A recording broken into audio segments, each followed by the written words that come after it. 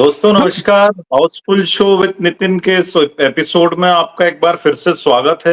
और आज हम बात करेंगे भारतीय फिल्म संगीत के गोल्डन इरा के ऐसे संगीतकार जोड़ी के बारे में जिनका कैरियर सबसे लॉन्ग टर्म का रहा है और कॉमर्शियली सबसे सक्सेसफुल रहे हैं। वो थे लक्ष्मीकांत प्यारेलाल जी।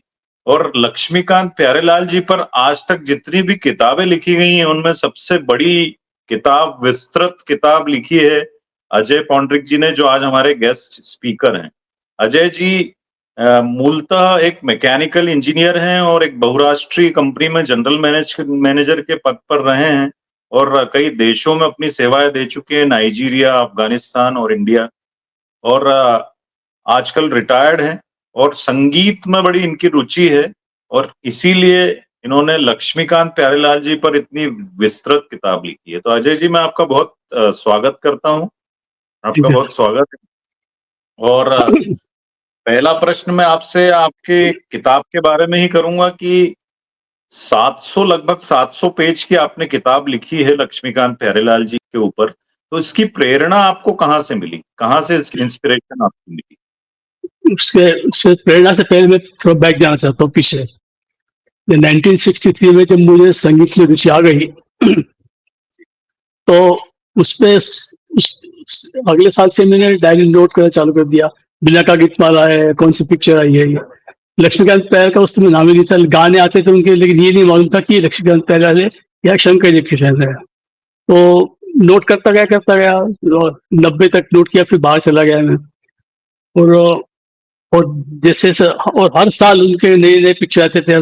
हम लोग को आदत सी लग गई थी कि लक्ष्मीकांत प्यारेलाल के गाने नहीं सुनो या उनका नाम नहीं है रेडियो पे तो मजा वो नहीं है। मैं बहुत सारे लोग थे हमारे एज के, तो पूरा इकट्ठा करता गया, वॉल्यूम बहुत बड़ा हो गया। फिर सारा का सारा मैंने कंप्यूटर पे ले लिया, जो भी है एक्सेल शीट बना करके मॉडिफाइड करता गया। लेकिन मैंने किताब का कभी नहीं सोचा था। 2002 में जब वापिस आया इंडिया तो देखा कि यहाँ सीनियर जो बदल चुका है, लोग बाग लक्ष्मीकांत प्यारेलाल को बोलते जा रहे हैं। तो अभी भी मेरे पास मैं डेटा ही कलेक्ट करता रहा, दोस्तों से पूछता रहा, बाकी दूसरे फैंस से उनसे पूछता रहा। तो और इन द मीन टाइम 2005 में मुझे प्यारेलाल जी से मिलने का मौका मिला। 6 घंटे बातचीत हुई हमारी। उन्होंने मुझे बताया कि आपको जो भी पूछना हो आप कभी भी फोन कर सकते हो, घर पे आ सकते हो, you are free to come by house. तो उनको मालूम पड़ गया कि इस बंदे को सब मालूम है एलपी के बारे में। तो हम लोग फिर 2008 पे फेसबुक ज्वाइन किया, ग्रुप निकाला, आज 1 लाख आदमी म्यूजिक लवर्स है वहाँ पे।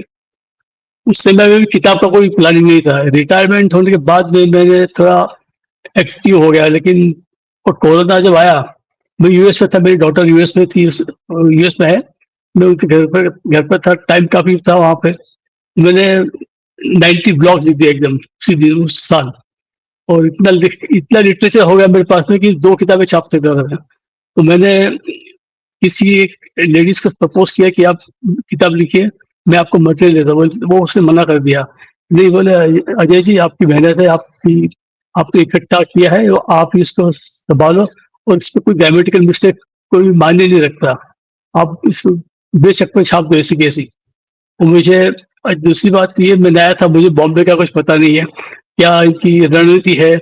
सबने मना कर दिया कि हम लोग नहीं छापेंगे किताब। तो फिर नोएडा में एक ब्लू रोज पब्लिशर्स है, अशरफ अय्यूब के नाम है उसका। वो मैं उसको बोला कि आप मेरी किताब जल्दी से जल्दी छाप दो किसी भी हालत में। तो 7 दिन में उसकी किताब बाहर कर दी थी। ऐसे ही किताब का जन्म हुआ। मैंने कभी सोचा नहीं था कि मैं लिखूंगा कि मैं ब्लॉग से संतुष्ट था, फेसबुक से संतुष्ट था, लेकिन ऐसी किताब आ गई। और किताब में मैं पूरे हमारे इंजीनियर लोग के आधार से हम डिटेल में जाते पूरा, जो भी प्रोजेक्ट करना है, ये एक प्रोजेक्ट ही था मेरे लिए। तो हर माइन्यूट माइन्यूट चीजें जो इम्पोर्टेंट है वो यहाँ पे मैंने पेश की है उस किताब में, हर गाने का विश्लेषण। और दूसरा मैं देखा था कि संगीतकार के किताबें आ रही है, खयाम हुए, आर डी बर्मन हुए, शंकर जयकिशन, सबकी ऑलमोस्ट सभी की किताब आ गई थी, इनकी बाकी थी किताब। तो मैंने कहा चलो एक नंबर लगा दे, हम पहला नंबर ले लेते हैं। और राजीव विजयकर से हमारी मुलाकात होती रही थी फोन पर, तो वो भी किताब छप गया। तो मेरी इच्छा थी कि उससे पहले मेरी आ जाए। हाँ, जी। वो तो एलपी के उन्होंने उनको एलपीआर ने 1967 से पता है, हमको 19 नहीं, उनको एलपी 1972 से पता है, ही 67 बॉर्न, तो ठीक है, हाँ, उसे फर्क नहीं पड़ता, but is a good man. हम लोगों ने तो ऐसे किताब आ गई, और किताब में पूरा पूरा डिटेल दिया है, कैसे मिले, बचपन में कैसे गया, संगीत कैसे देते थे, और हुँ, उनकी इच्छा क्या थी, तो पूरा डिटेल फैमिली वाइज पूरा डिटेल दिया है। और दूसरी खास बात किताब में ये है कि उसको मैंने किसी की संगीतकार की वो नहीं किया है, और बुराई नहीं की है किसी की भी, तो संगीतकार के, गीतकार के, किसी की भी, जो फैक्ट्स है वो फैक्ट लिखे मैंने। फॉर एग्जाम्पल, जैसे लोगों को काफी अच्छा नहीं लगा वो किशोर कुमार और रफी का जो मैंने भी लिखा है, लक्ष्मीकांत प्यारेलाल स्टॉन्च लॉयलिस्ट थे रफी साहब के, लेकिन साथ के साथ जो बिल्कुल, प्रोफेशनल थे अनडाउटेड। किशोर, हाँ, किशोर कुमार को भी वो इतनी इम्पोर्टेंस देते थे जितनी देनी चाहिए उस समय। तो जी, वो एक मैंने वो चैप्टर काफी इंटरेस्टिंग है, the professional balancing act between Kishore Kumar and Mohammed Rafi by Laxmikant Pyarelal. तो वो जी, बहुत इंटरेस्टिंग है, और उसमें जस्टिफाई किया है कि दे आर नॉट कि अनबायस्ड सिंगर सिलेक्शन के बारे में। हुँ, उसमें किस्सा भी लिखा है राजेश खन्ना और महबूब मेहंदी का। वो हुँ, पढ़ूंगा, बोलूंगा तो लोग पढ़ेंगे, इसलिए आप वो पढ़िए, वो भी एक जी, बड़ी इंटरेस्टिंग फैक्ट है उसमें। जी, जी। तो ये और 700 पेज की किताब में आपने कितनी मेहनत की होगी, हम बिल्कुल इसका अंदाज़ा लगा सकते हैं क्योंकि हाँ, 700 मुझे पेज की किताब। मुझे जी, अंदाजा नहीं था कि इतना बड़ा हो जाएगा किताब। फिर जी, जी। वो लोग बोलते इसको निकाल दो, मैं कोई निकलेगा नहीं, फिर भी मैंने 200 पेज तो ऐसे स्क्रैप कर दिए, कुछ फल, जैसे 80 की फिल्मों के, 90s की फिल्मों के जो डिटेल्स है मेरे पास में गाने के, वो मैंने कंसिडर नहीं किया, क्योंकि सबको पता है। मेरा एम था कि 63 से क्या किया एलपी ने, और 73 तक क्या किया, वो ज्यादा इंपॉर्टेंस है, क्योंकि मीडिया वो नहीं बजाती, क्योंकि उनको मालूम है कि ये सब गाने आ जाएंगे तो लोग, इन्हें ऐसा ही हुआ था ना जब शुरू में आए थे, तो एक मैंने कंपेरेटिव स्टेटमेंट भी दिया इसमें कि 1963 से लेकर के 1998 तक लक्ष्मीकांत प्यारेलाल की कितनी फिल्में आई, और दूसरे संगीतकारों की कितनी फिल्में आई, कौन से गाने उनके हिट हुए, कौन से गाने इनके हिट हुए। तो हुँ, बिना का गीत मैंने 1045 सॉन्ग से बिना का गीत के फाइनल में एनुअल में बचते थे, उसमें से 250 इनके हैं, 150 शंकर जंक्शन के हैं, और 118 आरडी बर्मन के, ये तीन लोग का इम्पोर्टेंट डोमिनेंस है उसमें सब। फिर कल्याण जैस सब लोग हैं। लेकिन कहने का मतलब है कि 25% गाने तो इन्हीं के हैं, एलपी के हैं उसमें फाइनल में। तो बिना का गीतना देना जरूरी था, इसलिए वो पूरी उनकी लिस्ट आ गई, वो कैसे कैसे गाने बने। फिर फिल्म फेयर अवार्ड को ज्यादा इंपॉर्टेंस नहीं दिया है, क्योंकि मैं समझता नहीं कि इसको देना चाहिए इतना, तो नाम मात्र के लिए मैंने लिखा है, 4 अवार्ड भी रही। और एक चैप्टर मैंने इसमें लिखा है कि इनकी जो है, इनके संगीत जो है बहुत, उसको स्टार वैल्यू थी। हुँ, स्टार वैल्यू इसका मतलब जैसे दोस्ती हुई, तो दोस्ती में हुँ, कोई हीरो हीरोइन या कोई स्टार नहीं था, कोई बड़ा आदमी भी नहीं था, राजेश भी पिक्चर्स भी नए थे, ताराचंद बड़जात्या नए नए आए थे, उनको अपनी एस्टेब्लिश करना था। तो दोस्ती का जैसी पिक्चर है जिसमें कोई हीरो नहीं, हीरोइन नहीं, कोई ऐसा ब्लैक एंड व्हाइट पिक्चर थी, लेकिन केवल संगीत के बल पे चली, चाहे वो रफी साहब ने गाए उस गायकों से चली, या लक्ष्मीकांत प्यार की म्यूजिक से चली, या मधुर सुल्तानपुर के शब्दों से चली। लेकिन ये जी, अभी तक वो पहला इंसिडेंस था कि एक किसी ने किसी गानों के ऊपर पिक्चर चली हो। और उसके बाद में राजा और रंग को आई थी, वो भी नॉन ट्रांस, संजीव कुमार कुमकुम नए नए थे। इवन मिस्टर एक्सिट बॉम्बे जो किशोर कुमार की कुमकुम की पिक्चर, उस वो भी नॉन स्टार कास्ट थी, लेकिन गाने अच्छे थे उसके। और बॉबी, बॉबी में तो, और दूसरी है एक दूजे के लिए, और हीरो, ये 4 मेन मेन रखे, बाकी तो बहुत पिक्चरें हैं। इनमें आप देखिए कोई, बॉबी में तो राज कपूर जी फ्लैट हो गए थे, तो उनको तो किसी बात पे हिट पिक्चर चाहिए थी, एंड हिट पिक्चर उस समय जैसे पिक्चर हिट करवाने में लक्ष्मीकांत प्यारेलाल ही सब सक्षम थे, इसलिए उन्होंने वो लक्ष्मीकांत प्यारेलाल को ही लिया, लेकिन वो कभी उनसे मुलाकात नहीं हुई थी, तो उन्होंने मुकेश जी को भेजा। मुकेश को कि भाई तुम आप जाओ एलपी से बनाओ। वो किताब में मैंने लिखा है उसका। 1967 में जब एलपी ने किया था, सबको मौके दिए। किशोर कुमार, मुकेश को उन्होंने मिलन पिक्चर में 6-7 गाने दिए। अनीता के 2 गाने, पर्थ का 1 गाना और एक गाना और मुकेश का था, पत्थर के सनम, तो वाली मतवाली चाल। तो 67 में मुकेश साहब को एकदम बिकम फ्लरिश, वो उनकी जितनी भी खत्म हुई थी ग्लोरी, वो फिर वापस आ गई। तो उसका हिसाब चुकाने के लिए मुकेश जी ने, जब राज कपूर जी ने मुकेश से पूछा किसको लिया जाए, तो मुकेश जी ने एलपी का नाम रिकमेंड किया था। तो ऐसे लोग थे वहां पर कि एहसान मंद हो। और तो इसलिए वो गानों में पूरे डाल दिए जो रिकॉर्डेड है, रिलीज सॉन्ग्स जैसे, जो मैंने अनरिलीज में कोई भी डाला नहीं है। 2845 गाने इनके हैं टोटल, जो पिक्चर में आए, पब्लिश हुए, रिकॉर्ड निकली, कैसेट निकली। इसलिए वो गानों की लिस्ट 205 की है पूरी। तो वो अगर निकाल तो 515 का हो जाता है। लेकिन पहले छोटी करते करते करते बहुत बड़ा वॉल्यूम हुआ। अभी मैं इसको हिंदी में ट्रांसलेट कर रहा हूँ किताब को। बहुत टाइम लग रहा है। मैं इस दिवाली में करना था, लेकिन लगता नहीं हो पाएगा। मेरे दर्शकों के क्योंकि लिए भी मैं उन्हें ये किताब हाल ही में मैंने अमेज़न से खरीदी है और ये इसका कवर पेज है। बड़ी बेहतरीन किताब है ये और इसमें पीछे परिचय है लेखक अजय पौंड्रिक जी का। और मैं ये रिकमेंड करूँगा कि बहुत बढ़िया किताब है ये, सभी लोग ज़रूर खरीदें। अमेज़न पे अवेलेबल है ये और अभी डिस्काउंटेड रेट में अवेलेबल है, तो ज़रूर हाँ, खरीदें। 1250 इंक्लूडिंग कोरियर। जी, जी। तो वैसे ₹1500 की है। जी, 50 अब थी, मैंने कम करवाई, लोग को खरीद नहीं रहे थे जी। और बोले थे अजय जी बहुत महंगी है, कुछ करो। तो फिर मैंने उसको, चलो मेरा रॉयल्टी कम कर दो, आप अपना हिसाब करो। तो मैंने ये रॉयल्टी के लिए तो किताब लिखी नहीं है। पीपल मस्ट अंडरस्टैंड कि एलपी ने क्या कमाल किया है। जी, जी। ये वाक़ई 63 से बहुत लेकर बेहतरीन किताब है।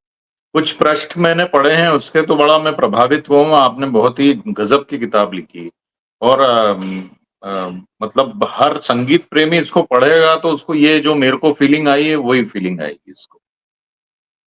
मेरा अगला प्रश्न आपसे ये है कि ये किताब को लिखने में निश्चित रूप से जिन पर आपने ये किताब लिखी है, उनके सहयोग की भी आवश्यकता पड़ी होगी। तो प्यारेलाल जी का क्या सहयोग रहा इस किताब को लिखने नहीं, नहीं, पहले से कोई मतलब नहीं था। उनको खाली मैं जब वो गीत मुझे पसंद आते थे जो लिख रहा था, उनके में? जी, ऑर्केस्ट्रेशन के बारे में उनसे ज़रूर पूछता था कि सर ये क्या बजाया आपने ये? तो जी। ऐसे ही फ़ोन पे उन्होंने बोला था तो मैं पूछता था उनको जब भी, और फ़ोन नहीं आता था वो और खुद फ़ोन करते थे। ये भी एक तरह से उनका सहयोग ही हुआ। हाँ, हाँ, आपको सर सहयोग ही मुझे किया उन्होंने एक तरह से। सिखाया, हाँ, सर। तो ज़्यादा जी, ऐसे बड़े लोगों के साथ ज़्यादा बातचीत नहीं करना चाहिए। मैं डरता था उनसे, क्योंकि वो बहुत गुस्से वाले थे, ऐसे सुना था मैंने जब बच्चे। मैं 5-6 बार ये सब फ़ोन पे बात किया, लेकिन एक अम, और बाकी उनके असिस्टेंट थे तो उनसे भी मुलाकात होती रहती थी। जी। मुलाकात यानी फ़ोन पे बात होती रहती थी। अजय जी, लक्ष्मीकांत प्यारेलाल जी का करियर जो है वो सबसे दीर्घकालीन रहा है, सबसे लॉन्ग टर्म रहा है। तो आपको क्या कारण समझ में आता है कि इतने लंबे समय तक इतने सक्सेसफुल वो रहे हैं? तो ऐसी क्या बात थी आप बताएँ उसमें? उनको दोनों को मालूम था कि पब्लिक को क्या चाहिए, और चेंज ऑफ टाइम के हिसाब से उन्होंने अपना स्टांस भी चेंज किया।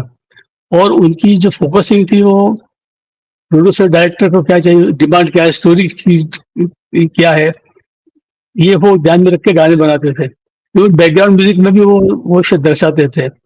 और दूसरी, फॉर एग्जांपल आपको दूं, राज खोसला और मदन मोहन की अच्छी पेयर थी वहाँ शुरू में, 64 तक, 65 तक। फिर वो कौन थी में अच्छा म्यूजिक दिया उन्होंने, मेरा साया में अच्छा म्यूजिक दिया, चिराग पिक्चर में अच्छा म्यूजिक दिया। लेकिन जब उन्होंने अपनी फिल्म प्रोडक्शन कंपनी निकाली, राज खोसला फिल्म, तो उन्होंने बनाई जी, अनीता। तो अनीता में उन्होंने एलपी को लिया और गीतकार रखे राजा मेहंदी अली खान। तो बहुत जी, ही बढ़िया पिक्चर, गाने से अनीता के, आप कोई डिनाई नहीं कर सकता। लेकिन पिक्चर जितनी चलनी चाहिए वो नहीं चली। फिर उधर मदन मोहन साहब भी बहुत गुस्सा हो रहे थे कि क्या आपने बच्चों को लिया है, और वो कौन थी और अनीता में क्या फ़र्क है? दोनों एक जैसी स्टोरी है। राजकोट साहब कुछ चुपचाप बैठे रहे। 2 रास्ते आई वो तो तहलका मचा दिया। 2 रास्ते गोल्डन जुबली हुई, 50 साल चली। आराधना के जस्ट 15 दिन के बाद 2 रास्ते आई, लेकिन ठीक है क्रेडिट आराधना को मिलता है, राजेश खन्ना के लिए, लेकिन 2 रास्ते में भी राजेश खन्ना के दीवाने हो गए थे लोग बाग। तो 2 रास्ते में भी बहुत ही सुपर डुपर हिट पिक्चर थी। और उसके बाद आई इनकी राज खोसला की मेरा गाँव मेरा देश। उसने सारे रिकॉर्ड तोड़ दिए।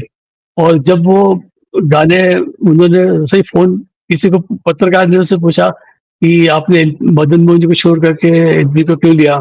उसमें काफ़ी साल हो चुके थे। बोले ये आप मेरा गाँव मेरा देश के गाने सुनिए और पिक्चर में बैठ के पकड़ के रखते हैं लोगों को कि उठना नहीं चाहिए।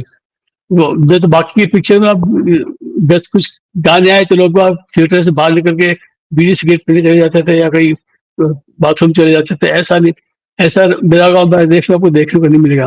That is hmm, the beauty of LP music. हुँ, और उनको सबसे पहले ये पारसमणि भी इनको ऐसी थी, कोई कोई एक्टर नहीं, उनके गानों में जो है ना क्राउड पुलिंग जो सिनेमा हाउस हॉल में खींच के लाए, ऐसा संगीत था उनका। बॉबी में भी ऐसा ही हुआ था। जी, इनको पता लग गया था कि पब्लिक को क्या चाहिए। और लता मंगेशकर के साथ उनका बहुत ही घनिष्ठ संबंध है, अलग ही प्रकार की कॉम्बिनेशन है वो। और लता मंगेशकर के साथ जितनी वाइड रेंज में लता जी ने गाने गाए हैं, उससे किसी भी संगीतकार के साथ नहीं गाया। या तो मैं यही कहूंगा कि लक्ष्मीकांत प्यारेलाल ने जिस तरह से लता मंगेशकर का यूटिलाइजेशन किया, वैसा किसी ने नहीं किया। कैबरे गवाए, लोरी गवाई और वेस्टर्न डांस के गाने गवाए और बिल्कुल।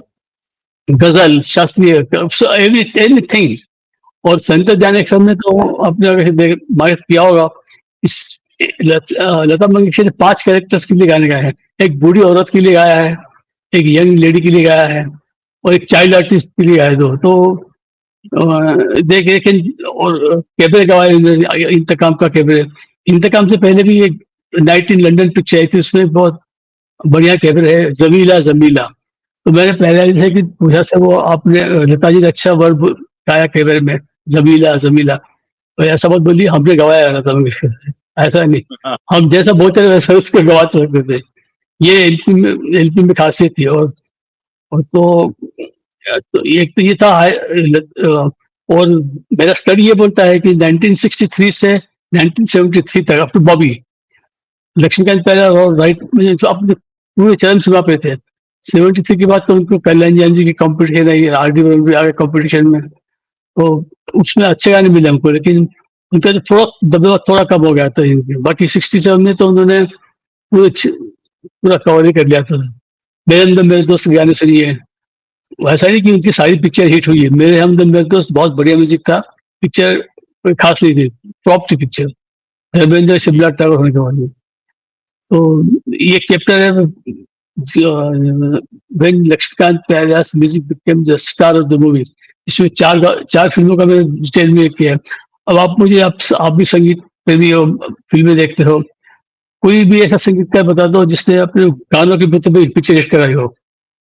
ओनली ओनली गाने, हाँ, हीरो हीरोइन तो नहीं। तो ऐसे हीरो आता है, बॉबी आते हैं एक दूसरे के लिए। लास्ट लास्ट में सुर संगम आएगा, सुर संगम में उत्सव। तो तो उसका क्या, जैसे मैंने आपको बताया, जो उनका संगीत दर्शकों को खींच के लाता था। ये देखने को मिला पहली बार जब संत ज्ञानेश्वर में जो जगाते चलो प्रेम की गंगा बहाते चलो। तो ये गाना पहले पिक्चर पहले फ्लॉप डिक्लेयर कर दी थी, लेकिन अगले हफ्ते जैसे गाना हिट हुआ, लोग बाग देखने को आ गए। दूसरा मैंने उनका उस समय तो मैं 8-10 साल का होऊंगा। पिक्चर लगी थी मेरे लाल। उसमें एक गाना है लता जी का, पायल की झनकार रस्ते रस्ते ढूंढे तेरा प्यार हंस। वो पूरा हारमोनियम पे लिया हुआ है। और वो गाना इतना मुझे ये था, उसके ऊपर डांस भी बहुत अच्छा किया इंद्राणी मुखर्जी ने। ऐसा नहीं होता कि इसे भी किया कॉन्ट्रीब्यूशन। इन पिक्चर में लोग देखने के बाद बोलते हैं ये गाना अच्छा डांस किया है। हारमोनियम पे पूरा गाना लिया है और हारमोनियम बजाया है सोनी कोमी के सोनी कर्मा जी ने। जी, पूरा 90% हारमोनियम है उस गाने में। और मेरे हिसाब से सबसे बेस्ट गाना है हारमोनियम पे ये पायल के जिनका रस्ते रस्ते। हुँ। अजय जी, मेरा अगला प्रश्न है, वैसे मैं आपने ये बहुत अच्छी बात बोली कि लक्ष्मीकांत प्यारेलाल वो संगीतकार हैं जिनके पास हर वर्ग के लिए गीत था। चाहे वो हाँ, कोई आयु वर्ग का हो, कोई आय वर्ग का हो, इकोनॉमिक स्टेटा का हो, चाहे प्यून हो ऑफिस का, चाहे गैरेज वाला हो, फेरी वाला हो, क्लर्क। कोई ऑफिसर, हर तरीके के गीत उन्होंने बनाए और लाजवाब बनाए। तो ये बहुत अच्छी बात आपने बोली है। मैं ये अगला प्रश्न मेरा ये है कि लक्ष्मीकांत प्यारेलाल जी की जो जोड़ी थी और उनके जो गीत बने, उन गीतों में दोनों की क्या भूमिका होती थी? मैं 2018 में एक बार प्यारेलाल से मिलने गया था विद वाइफ। हम दोनों गए थे, वीज़ा के चक्कर में थोड़ा लेट हो गए थे, तो फ़ोन किया तो आगे बोले आ जाओ। तो हम गए, बातें चल रही थी तो मैंने प्यारेलाल जी से पूछा, सर आपका कंपोज़िशन कौन-सा है और लक्ष्मीकांत जी का कंपोज़िशन कौन-सा है? तो उनकी वाइफ पीछे बैठी थी, शी इज़ महाराष्ट्रीयन, हम भी मराठी है। मुझे मराठी में बोलले, "अजय जी तुम्ही हा प्रश्न त्यांना विचारू नका. मी विचारला होता तुम्हाला मला डायव्हर्स होऊन जाईल." एंड मैं कहने का मतलब, "अजय जी आप ये सवाल इनसे मत पूछिए। शादी के दिन मैंने इनसे पूछा था तो मुझे जवाब मिल गया, डायवोर्स दे लूँगा अगर आगे पूछा तो। मैं तो बात ही नहीं करूँगी इस मामले में।" तो पहले ही स्टार्टेड लाफिंग। तो हाँ, मैं बताया, सर ये बोले ऐसा नहीं है, बताऊँगा आपको। ऐसा नहीं कि, लेकिन ज़्यादातर हम दोनों कंपोज़ करते थे, दोनों घर से वो आते थे और बैठते थे, ऑर्केस्ट्रा डिस्कस करते थे, बाद में उसको रिकॉर्डिंग के लिए ले जाते थे। लेकिन 1 महीना 1977 में वो 1 डेढ़ महीने बीमार रह गए थे, तो he was not able to go for recording. उसी समय उनकी पिक्चर मिली थी सरगम, डब्ल्यूआई वाले ऋषि कपूर सर। तो वो पूरा का पूरा काम लक्ष्मीकांत ने किया हुआ है, फॉर 100%। ठीक। मैंने उसमें कोई दखल, मैं था ही नहीं तो मैं कैसे बता सकता हूँ कि हुँ, तो दैट इज़, अभी अभी आज तो यही बता सकता हूँ और कुछ नहीं बता सकता। बाकी आपको पूछना है तो आप लता मंगेशकर जी से पूछिए या आशा भोसले जी से पूछिए, तो वो बता पाएँगी कि हम लोग कैसा काम करते थे। तो जी, लेकिन बेसिकली ये था कि लक्ष्मीकांत जी ट्यून बनाते थे। अगर प्यारेलाल जी को लगा तो उस ट्यून में कुछ एडिशन करते थे। जैसे फॉर एग्ज़ाम्पल उन्होंने बताया कि बैजट यमला पगला दीवाना फिसा का गाना है प्रतिज्ञा का। तो जी, उन्होंने बोला, रफ़ी साहब को बोला कि ऐसा नहीं, ऐसा नहीं, के ओ मैनू प्यार, तो के डाला वो प्यारेलाल जी की वो हरकत हुई है। और वो अच्छा, अच्छा। समझते थे कि हाँ, हाँ, कि जैसे बिंदिया चमकेगी और गी के ऊपर वो खींच के ले जाना, जैसे हाँ, कि चलो सजना, ये पहले जिसको लता मंगेशकर को बता देते ऐसा गाओ। और ऑर्केस्ट्रा था ही उनका बेसिकली, ढोलक और जी, एकदम। हाँ। और अरेंजर तो best, he is the one of the best arranger. हाँ, और उन्हीं गाने भी कंपोज करते थे। हाय हाय ये मजबूरी रोटी कपड़ा मकान का लक्ष्मीकांत जी ने किया हुआ है। और ये दिल तुम बिन कहीं लगता नहीं, तो बोलो कौन होगा? मैंने कहा सब आप है सब तो। हँसते रहे। और एक सती सावित्री का गाना है तुम गगन के चंद्रमा, वो भी दोनों ने मिलके कंपोज किया हुआ है। दोनों मिलके करते थे वैसे तो। लेकिन हाँ 90-80% ऑर्केस्ट्रा अरेंजमेंट प्यारेलाल करते थे। जी, जी। मेरा अगला प्रश्न है कि लक्ष्मीकांत प्यारेलाल जी का जो संगीत रहा है, गीत रहे हैं उनके, उनको और उनके फ़िल्म संगीत में योगदान को आप किस तरीके से परिभाषित करेंगे? ये तो आउटस्टैंडिंग कंट्रीब्यूशन है सर, इनके आस-पास भी कोई नहीं है। जी, 400 पिक्चर, 300 पिक्चर है। इनकी 503 पिक्चर, 2845 गाने। आप सिर्फ लता मंगेशकर का देख लीजिए, लता मंगेशकर के 712 गाने हैं इनके साथ में। इट्स वेरी इतना बड़ी रेंज है इनकी। उसकी रफ़ी किसी साहब के और तो सबसे नेक्स्ट। ज़्यादा गाने इन्हीं के साथ हैं। हाँ, मैं आता हूँ कमिंग बैक। तो लता मंगेशकर के बाद लक्ष्मीकांत प्यारेलाल दोनों 712 गाने। नेक्स्ट कितना आना चाहिए? 600 या 500, और नेक्स्ट इज़ 430 शंकर जयकिशन। जी, और नेक्स्ट उसके बाद में 350 आर डी बर्मन। तो ये जो आप समझ सकते हो कि हर चीज़ में इतना गैप है, एक्सेप्ट आशा भोसले। आशा भोसले कहते थे 400, फिर भी बहुत गाने हैं आशा भोसले के, 400 494 सॉन्ग्स इज टू मच। और तो आप कुछ पूछ रहे थे ना इससे पहले? नहीं, नहीं, मैं यही प्रश्न मेरा था कि आपके दृष्टिकोण से उनका क्या योगदान है, क्या स्थान है भारतीय फ़िल्म संगीत में? देखो, हर हर साल की 12-13 या मैक्सिमम 15 पिक्चर रिलीज़ होती थी। तो जी, और उनका संगीत जो है वो जैसे मैंने आपको बताया कि वो दर्शकों को इसके स्टार वैल्यू थी उनके समय। पहले स्टार थे नौशाद, फिर शंकर जी किशन नंबर 2, फिर लक्ष्मीकांत प्यारा। They are star music directors जिनको अब डिपेंड म्यूजिक इनको बचा लेगा पिक्चर का, ऐसा भी होता था कभी-कभी। तो इनका लॉन्ग स्पैन रहा है और उन्होंने उनको मालूम था कि मास को क्या चाहिए बस। जैसे पब्लिक की फ्रंट नब्ज़ सिंगर है, पब्लिक की नब्ज़ पब्लिक को पहचानते थे। पहचान गए संगीत से।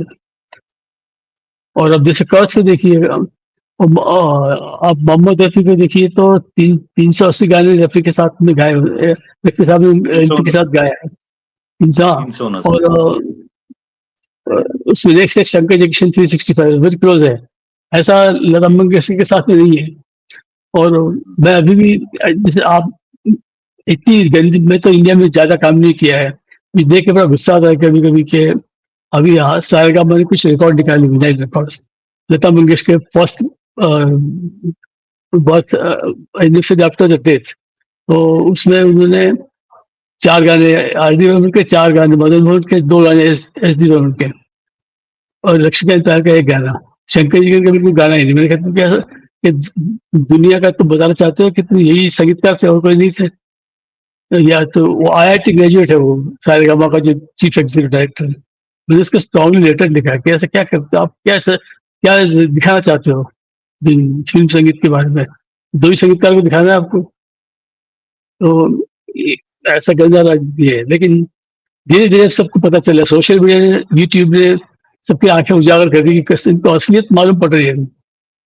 मैं इसको इसलिए कि मैं एलपी का फैन हूँ, मैं मानता हूँ कि लता एलपी मत होगा। और शंकर जयकिशन साहब जिसने आई थिंक किसी भी संगीतकार से जो उस ज़माने में संगीतकार थे, उनमें शंकर जयकिशन ने लता मंगेशकर का बहुत बढ़िया यूज़ किया है। बेहतरीन गाने दिए, एक ही टाइप के गाने नहीं है। चलो, मैं तो अपनी किताब के बारे में सोचता हूँ, तो जितना लिख सकता उतना लिख दिया मैंने। क्योंकि उनको उन्होंने उनका ऑर्केस्ट्रा का बहुत गज़ब का था, मैं आपको बताऊँ ऐसा। उसके ऑर्केस्ट्रेशन सिलेक्ट नहीं जैसे आप एग्ज़ाम्पल दूँ मैं आपको, तो ये दिल तुम बिन के लगता नहीं, ये ढोलक और हुँ, तबले से चालू होती है और इस इंटरल्यूड पीस जो है विशाला और बोखड़े अंतर वाला, वो पूरा वेस्टर्नाइज़ सिम्फनी ऑर्केस्ट्रा होता था। ऐसा कई गानों में आपको मिलेगा। और सिम्फनी के लिए दो कोई बंगाली म्यूजिक डायरेक्टर उसका नाम लेते हैं, लेकिन मैं चैलेंज से कहता हूँ कि लक्ष्मीकांत प्यारेलाल जैसा सिम्फनी ऑर्केस्ट्रा कोई नहीं दे सकता। ये दूसरा इवन बहुत इवन जो 90% जी, जी, जी। इवन जो वो गाना है अदावत पे जो आनंद बख्शी साहब ने लिखा है, जिसमें नायक नायिका को कोस रहा है, मेरे दुश्मन तू मेरी दोस्ती को तरसते। हाँ, आए दिन मार के। सिम्फोनी और भाई उसमें जो उसका सिम्फोनिक अरेंजमेंट है एलपी साहब का, उसका वो तो पूरा-पूरा बहुत बढ़िया। वो उसमें श्रेय पूरा आनंद बख्श का आता है, वर्डिंग बहुत अच्छे है उसके, दुश्मन को तूने बहुत ही ज़बरदस्त गीत है और रफ़ी साहब ने क्या तो गाया है और क्या संगीत दिया है एलपी साहब ने, ओ अद्भुत गीत। और मेरे अंदर मेरे से गाने सुनिए आप, छलकाए जाम, न जा कहीं अब न जा। और मुझे ऐसा लगता है कि there are only 2 music directors जो आराधना के बाद रफ़ी साहब को प्रेफ़र करते थे। एक थे लक्ष्मीकांत प्यारेलाल और दूसरी मदन मोहन। इनके ज़्यादा किसी ने यूज़ नहीं किया। हालाँकि बाद में सभी लोग आए थे, हम किसी से करने के बाद में बहुत लोग ने क्रेडिट ली रफ़ी साहब के लिए। तो मुझसे किसी ने ये भी पूछा कि नासिर हुसैन के सब पिक्चर में तो आगे बोले किसी में नहीं मिला था। मैंने इनको बोला ऐसा है, तो नासिर हुसैन, मदन देसाई, प्रकाश मेहरा और रफ़ी 2-3 लोग के नाम लिए। ये रफ़ी साहब विदाउट के रफ़ी दे अनंत कांट इमेजिन। हाँ, सोच नहीं सकते किसी को।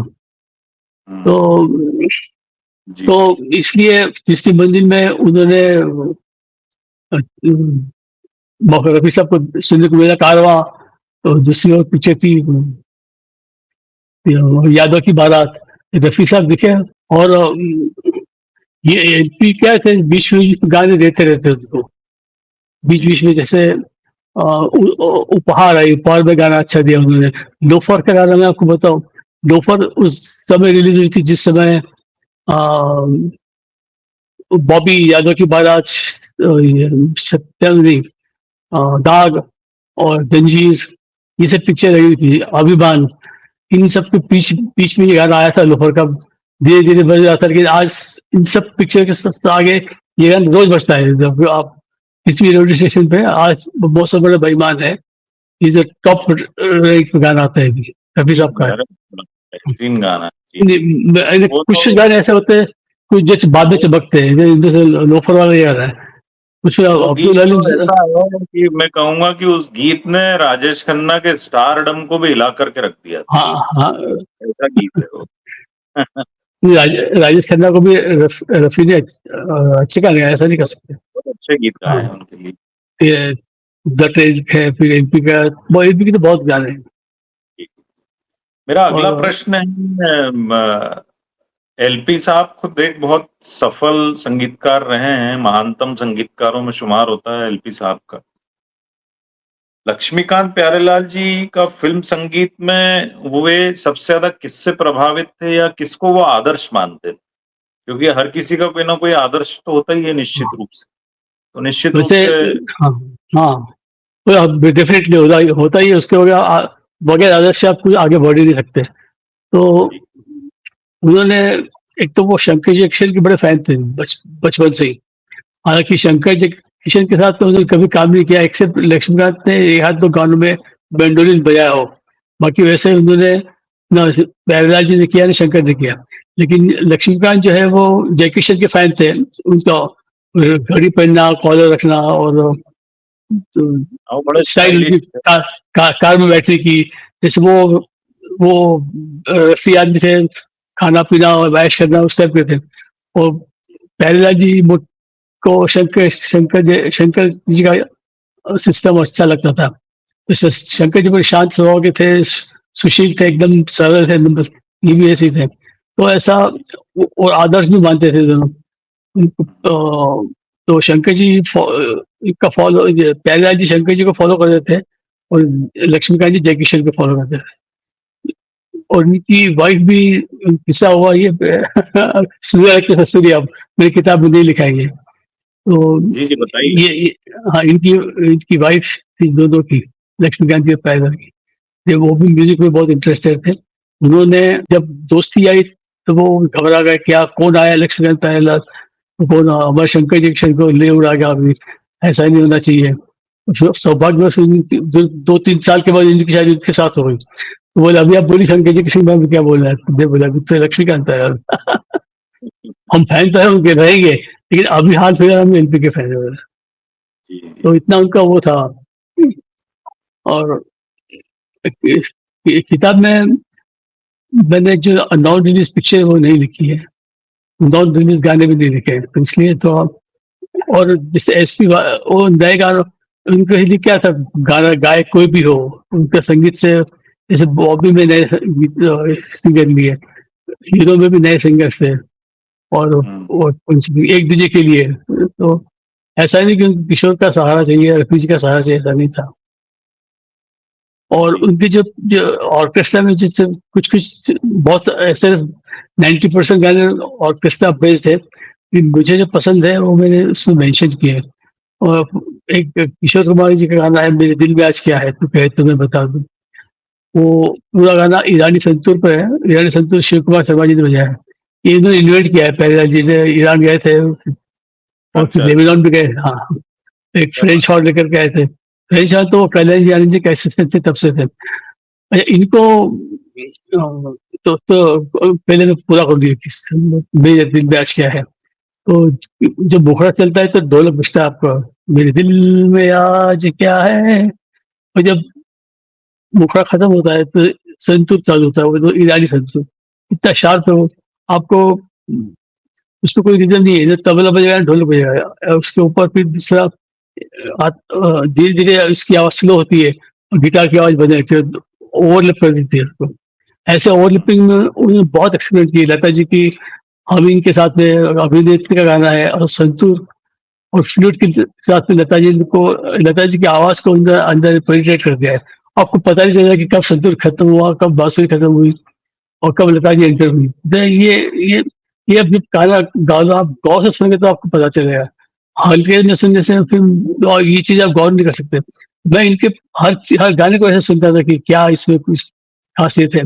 जैसे बॉबी आप बोल रहे थे, कौन सा गाना हिट कैसा करते, मजरू सुल्तानपुरी साहब ने का इंटरव्यू मैंने बहुत बहुत सालों पहले सुना था। उनसे जर्नलिस्ट ने पूछा था कि ये लक्ष्मीकांत प्यारेलाल के बारे में आपके क्या ख्याल है? तो बोले, एक तो उन्होंने बताया कि इनको इनको मालूम है कि फ़िल्म रसिक को क्या चाहिए, कि फ़िल्म हुँ, फ़िल्म के जो देखने के लिए क्या चाहिए, उनको डायरेक्टर की लब उनको भी मालूम था क्या चाहिए। सबसे बड़ी ख़ासियत ये थी कि वो आलाप और इंस्ट्रूमेंट के इस को इंग्रीडिएंट में गाने में डाल करके वो कुछ कुछ करिश्मा कर देते थे कि गाना हिट रहेगा। मैं जी, आपको एग्ज़ाम्पल दूँ, बॉबी का गाना है, हम तुम एक कमरे में बंद हो। बिल्कुल। उसमें हम तुम 4 सेकंड का पॉज़ दिया है, तो उसमें वो अपनी रिदम चमकाते हैं। देखिए आप, जो ड्रम बजता है, एक्कॉर्डियन बजता है, यानी संतूर बजता है, गिटार बजते हैं। तो अब वो 4 सेकंड वो गाने की जो हिट हुआ है, वो उसी का कारण हुआ है। अब ये गाना हम तुम विदाउट ड्रम वो रिदम सुनिए, कोई भी और रिदम लीजिए, तो आपको मज़ा नहीं आएगा सुनने में। ऐसे बहुत सारे गाने हैं। वो बोर भाई पनघट में देखिए, बोर भाई पनघट, जी, ये 4-5 सेकंड सत्यम का सुंदर। रिदम, 4-5 सेकंड पॉज़, रिदम में पॉज़ दिए थे। तो वो उसमें रोज शाम आती थी में सिंगिंग पॉज़ दिया है। बहुत सारे गाने ऐसे वो पॉज़ में बहुत एक्सपर्ट थे वो। एक रफ़ी साहब का गाना है जो आपको पसंद आएगा, अभी कम सीधो नादा हो जाने जा। तूफ़ान आया तूफ़ान का, उसमें मैंडोलिन बजा है और क्या गज़ब का कंपोज़िशन है वो। मुझे सबसे एलपी का रफ़ी के साथ साहब के साथ में ये गाना बहुत पसंद है। दोनों ने कमाल इवन कर वो भी दिया बहुत है। अच्छा है। इवन वो भी बहुत अच्छा है, हुई शाम उनका ख़याल आ गया, वो तो ख़ैर अति वो तो है ही, वो तो वो सैक्सोफ़ोन। दूसरा उसमें हाइलाइट मैंने किया है किताब में आनंद बख्शी और लक्ष्मीकांत बेहरा। उनका 305 303 पिक्चर है, 302 sorry, 302 pictures, 1685 songs. Can you imagine, किसी का हो सकता है किसी का भी किसी भी गीतकार और संगीतकार का इतना मेगा कंट्रीब्यूशन नहीं हुआ। हाँ, इसलिए अमूमन ये देखा गया है कि कोई भी संगीतकार के कैरियर 15 से 20 साल का मैक्सिमम रहा है। हाँ, बेशक बेशक। पर एलपी एलपी इकलौते एक ऐसे संगीतकार हैं गोल्डन इरा के जिनका कैरियर 1998 तक चला। 1963 से लेकर के 1998 तक, जो कि सबसे लंबी अवधि है। मेरे ख्याल से हाँ, संगीतकारों में सबसे लंबी अवधि का कैरियर रहा है एलपी हाँ, साहब का, और गीतकारों में रहा है मजरू सुल्तानपुरी साहब। हाँ, मधुर। ये बहुत लंबी पारी खेल के गए हैं, कह सकते हैं कि सचिन तेंदुलकर ने जिस प्रकार से 200 हाँ, टेस्ट हाँ, खेले, हाँ, वैसे हाँ, ही वो एलपी सही। साहब ने फिल्मी हाँ, मैदान आपने में सही जो है 200 टेस्ट खेल के गए हैं वो, ये कह आपने सही सकते बता। लोग बाग मुझे पूछते हैं, बात कहते हैं कि आपने क्या किया, कब ये डेटा दे करके, फिगर्स दे करके क्या सिद्ध हो गए? मैंने कहा अगर गावस्कर, विराट कोहली, तेंदुलकर में कुछ तुलना करें तो आप क्या देखो, कितने टेस्ट मैच खेले, कितनी सेंचुरी बनाई, कितनी बार उनकी गाड़ी हिट हुए बिना लगे, कितना वो ये सब देखो ये, तो ये इस तरह का मैंने इसमें एलपी नंबर वन पे बैठते हुए किसी भी आदमी। और मुझे याद है एक बार क्या, लता मंगेशकर से डेट लेना बहुत मुश्किल था, बट एलपीजी ने बोला कि डेट मिल जाएगी। तो कई संगीतकारों ने उनके कंप्लेंट भी किया था, लता जी के और एलपी के, ये लोग हमको, ये लता जी हमको डेट नहीं देती है। डेट वाज 60s, ये हाल था। तो ये, और मेरी पर्सनल चॉइस लक्ष्मीकांत प्यारेलाल का 73 तक का, और any any song in that 63 से लेकर के 73 तक। फिर लता जी ने 355 गाने गाए अकेले ने उसी दरमियान। अब वो, आप मुझे पैच आपको आर्टिकल पढ़ोगे उसमें लिखा है मैंने, 355 सॉन्ग ओनली विद एक से एक बढ़कर गाना है।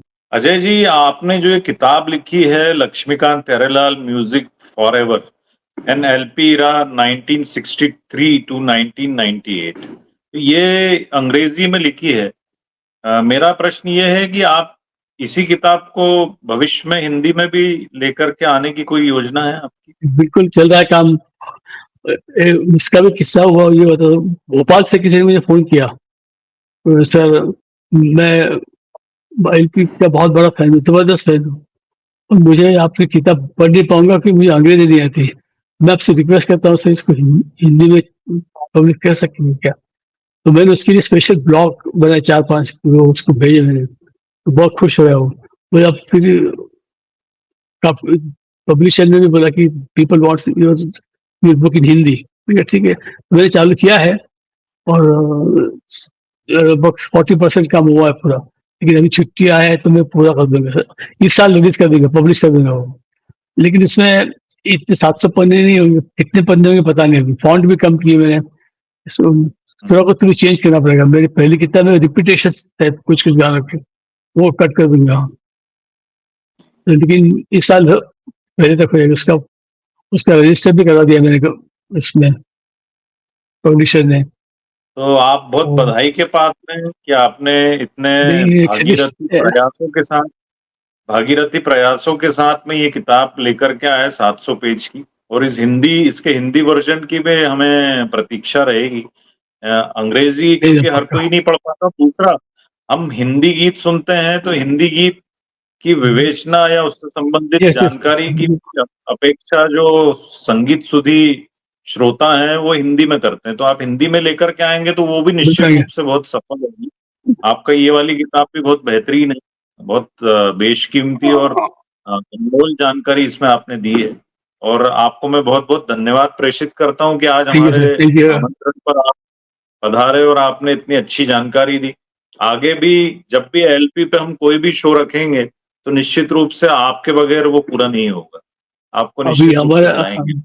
अब मैं किस वजह से पब्लिश नहीं किया कि मेरी सोशल लाइफ बहुत कम है इंडिया में, क्योंकि मैं रहा नहीं ज़्यादा। तो मेरा इतना आना-जाना नहीं किसी के यहाँ। लेकिन मेरी कोई कोई आया था, महाराष्ट्र मंडल के प्रेसिडेंट आए थे किसी काम से मेरे घर पे काम से, तो उन्होंने ये किताब देखी।